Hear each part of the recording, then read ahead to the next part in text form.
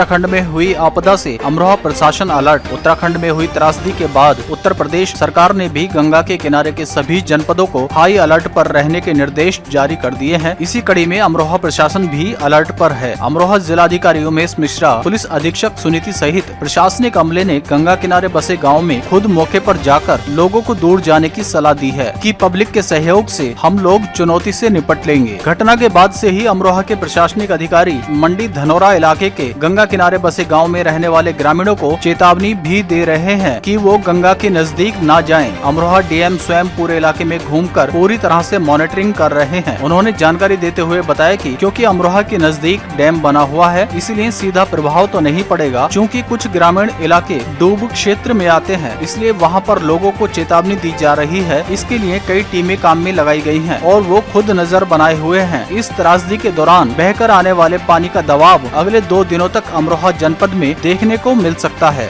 नहीं, उत्तराखंड की घटना के बाद हम अपने गंगा के किनारे के गाँव को, लोगों को अलर्ट कर रहे हैं, सतर्क कर रहे हैं कि यदि यहाँ बाढ़ की स्थिति पैदा होती तो कोई जनहानि धनहानि न होने पावे।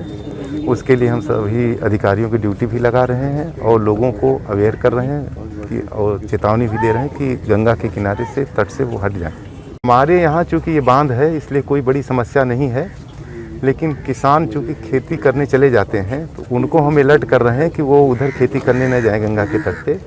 और कल तक वो अलर्ट रहें, परसों तक स्थिति हम क्लियर हो जाएगी कि कोई समस्या होगी तो।